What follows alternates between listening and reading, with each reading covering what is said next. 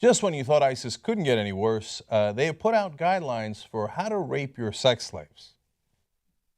Now, they put these out a while back in January of this year, but it was discovered back in May by our forces and then recently released to the press, including Reuters. And Reuters writes about it. First of all, in case if you're wondering if it is propaganda, now in the midst of war, there's often propaganda. In the case of ISIS, they do their own propaganda against themselves. They're proud of it and they flaunt it. And it's not just the U.S. saying this. In fact, the United Nations and human rights groups have accused the Islamic State of systematic abduction and rape of thousands of women and girls as young as 12. Now, I give you that backup just because the story is so unbelievable that you think, like, really, could this possibly be true? But yes, the UN, human rights groups, the U.S., everyone who's looked at it, the media, agrees. So they explain that Islamic State theologians have issued an extremely detailed ruling on when owners of women enslaved by the extremist group can have sex with them in an apparent bid to curb what they called violations in the treatment of captured females. So understand why they put this fatwa out in the first place. It's very specific, fatwa number 64. Because not only were they taking sex slaves and raping them, but they were apparently committing violations within the rape. I don't even want to know what those violations are. So they had to put out this edict saying, hey, rape your sex slaves right. That's what I told you it was unbelievable, right? So let me give you more details to show you how grotesque it is. Reuters explains, and they got to look at the documents, among the religious rulings are bans on a father and a son having sex with the same female slave, and the owner of a mother and a daughter having sex with both. Joint owners of a female captive are similarly enjoined from intercourse because she's viewed as part of a joint ownership. So, I mean, if you own the same sex slave, you got to have rules, right? I mean, who's going to have sex, when, etc. Can a dad and a son have sex with the same female slave? When you got to clarify this, I think you might be in a world of disaster, and that's exactly where ISIS is. Now, on Fatwa 64, there's direct quotes here. They explain, if the owner of a female captive who has a daughter suitable for intercourse has sexual relations with the latter, he is not permitted to have intercourse with her mother, and she's permanently off limits to him. Should he have intercourse with her mother, then he is not permitted to have intercourse with her daughter, and she is to be off limits to him. Basically, they're saying, like, are we not reasonable here? I mean, come on, if you've got two sex slaves, you've got to either rape the daughter or the mother. You can't rape both.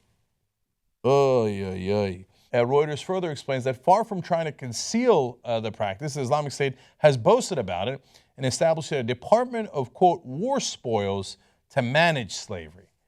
Now, what's not talked about often in history is that historically, unfortunately, rape was an enormous part of war for most of human history. So part of the spoils of war was, okay, now we're going to go conquer that city, and then all of you who helped conquer it get to rape all the women in, and then we kill untold numbers of people, we massacre them, we move on with our lives.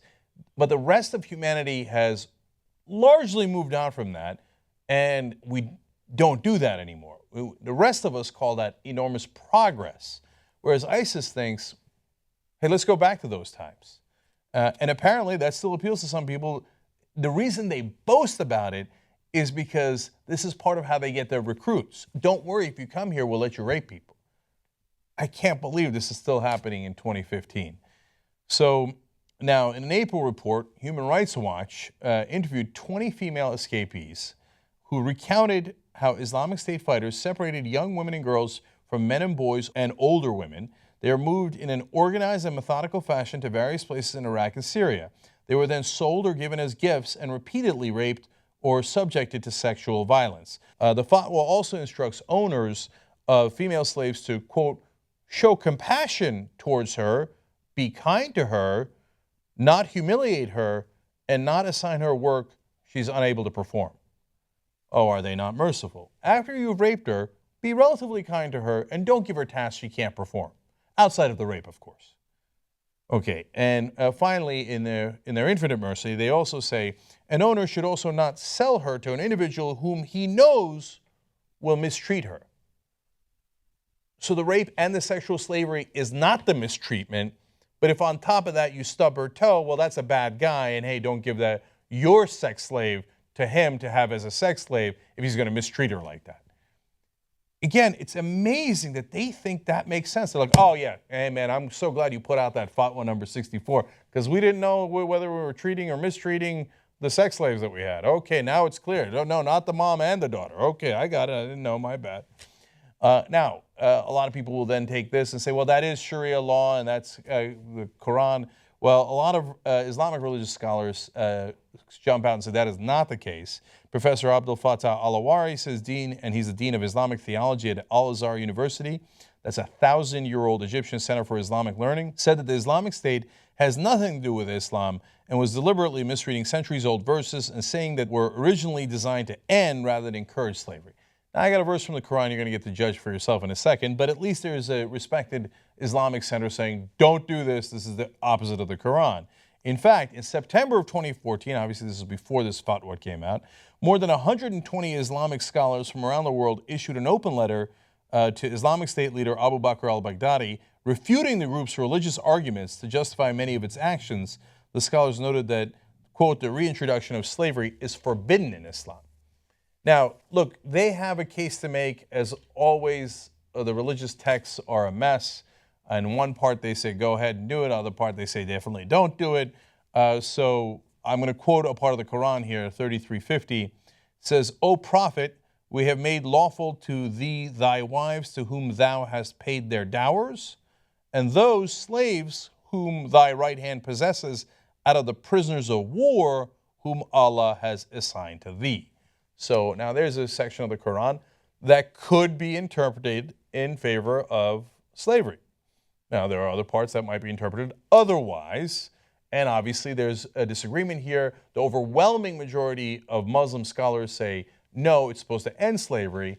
But look, the fact that they interpret it in a positive way, great, I'll take it. The fact that ISIS interpreted it in a disastrous way is unfortunate. That's why I'm not religious. That's why I'm against the religions, because I don't like that it gives you an opportunity to head in a terrible direction. And before Christians and other religions get a little smug on this, let me quote the Bible for you. Titus 2:9-10. Slaves are to be submissive to their own masters in everything. They are to be well-pleasing, not argumentative, not pilfering, but showing all good faith, so that in everything they may adorn the doctrine of God our Savior. Now, it's not like these quotes in the Bible were never used. They were used against the slaves we held here in the United States. Christians use this over and over to subjugate slaves, and yes, to rape slaves, and to justify it using their religious texts. Now, the good news is we got past that. It took a bloody civil war to do it, and it was some 150 years ago. So, yes, it is in all texts. Yes, it even talks about sex slaves. In fact, here, let me give you Leviticus 19:20, Old Testament. Could apply to Judaism as well as Christianity. If a man lies sexually with a woman who is a slave, assigned to another man and not yet ransomed or given her freedom, a distinction shall be made. They shall not be put to death because she was not free. I mean, if you got a sex slave, of course you're not going to put someone to death for raping her. She was a slave. So it is in all of our texts. Yes, there are other wonderful parts of the text, both in the Bible and the Quran. And yes, the majority of Christians and the majority of Muslims take the better parts. But some do not. That is why the texts are often dangerous, besides which they're wrong. So if we can get past them, that would be wonderful. But overall here we have a group still on this planet who are taking them very literally. Yes, there are literalists in Christianity who believe that Armageddon would be wonderful, where God creates a genocide that kills almost 7 billion people. They look forward to that because they think they're going to be spared and get sucked up into Jesus' vacuum. Yes, there are fundamentalist Jews and Hindus and Buddhists. We've talked about all of those on the show. But this group has captured land. They've got a significant portion of Syria and Iraq, and they're doing sex slaves right now. So this is among the reasons, obviously, we fight against them. Now, how you fight against them is a different topic altogether.